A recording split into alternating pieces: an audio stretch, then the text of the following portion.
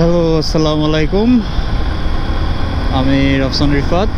তো আজকের ভিডিও মূলত আমার এনএস দিয়ে যতটুকু আমার এক্সপিরিয়েন্স আর যতটুকু নেগেটিভ পজিটিভ এই সব কিছু নিয়ে আজকে কথা বলবো।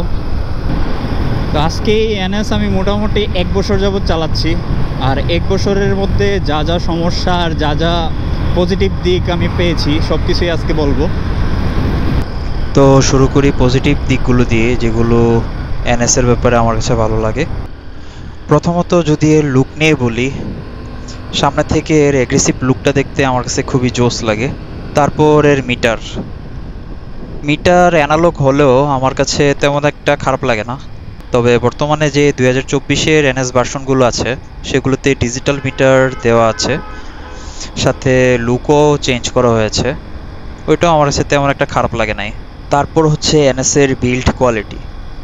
তো একটা নেকেড স্পোর্টস বাইক হিসেবে এর বিল্ড কোয়ালিটি যথেষ্ট ভালো। তারপর যদি এনএসের ইঞ্জিনের পাওয়ার, স্পিডিং, টর্ক ও ইঞ্জিন রিলায়েবিলিটি নিয়ে কথা বলি, এনএস এই ব্যাপারে আমাকে কোনো সময় হতাশ করে নাই।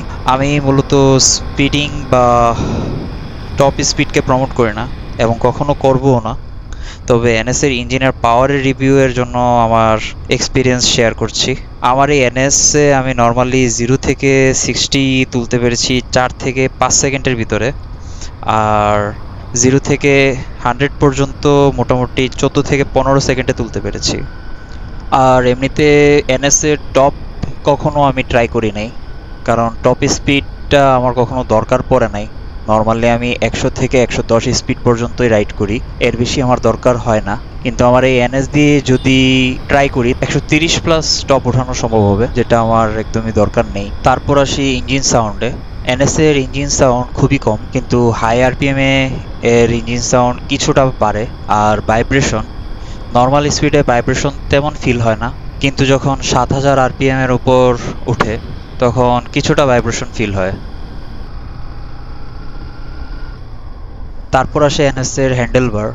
ডানে বামে অথবা ইউটার্নের সময় এনএস এর একটু বেশি জায়গার দরকার হয়, কারণ এনএস এর টার্নিং রেডিয়াস খুবই কম, এজন্য এর জায়গাটাও খুব বেশি লাগে।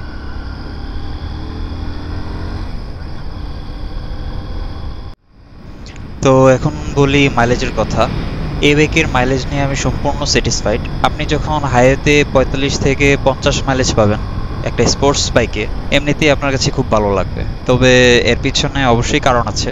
একটা নির্দিষ্ট পরিমাণ আরপিএম, যেমন 4000 থেকে 6000 আরপিএম মেনটেন করতে হবে, এবং 60 থেকে 70 স্পিড যদি আপনি মেনটেন করেন, অবশ্যই ভালো একটা মাইলেজ পাওয়ার সম্ভাবনা থাকে। এবং এখানে এর আরও একটা ব্যাপার আছে, সেটা হচ্ছে মেনটেন্যান্স যদি ভালো হয় তাহলে এমনিতেই বাইকের মাইলেজ ভালো থাকে। তো এনএস গাড়ির মেনটেন্যান্স খরচ কেমন?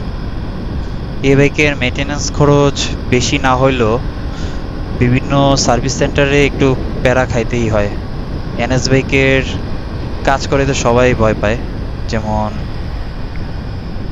একটা এয়ার ফিল্টার যদি আমি চেঞ্জ করতে যাই, যে কোনো মেকানিক অনেক সময় নেয়, কারণ ফার্স্ট অফ অল এর ট্যাঙ্ক খোলো, তারপর এর ফিল্টার চেঞ্জ করো। তো আরও অনেক ধরনের ঝামেলা আছে মেনটেন্যান্সে।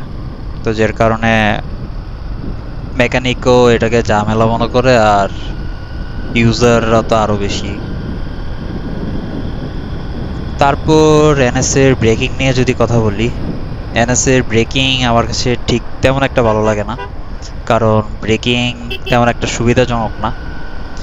যদিও এখন পর্যন্ত কোনো সমস্যা ফেস করি নাই, তাও অন্যান্য নন এবিএস বাইকের তুলনায় এনএস এর ব্রেকিং অনেক পিছায় আছে।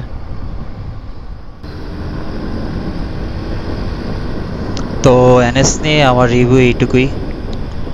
আমার ভিডিও ঠিক কেমন লাগতেছে আপনারা আমাকে জানাবেন, মতামত শেয়ার করবেন, আর আপনাদের সাপোর্ট যদি পাই তাহলে অনেক কিছু করার চেষ্টা করব সামনে। আজকের ভিডিও এখানেই শেষ করছি, দেখা হবে নেক্সট ভিডিওতে।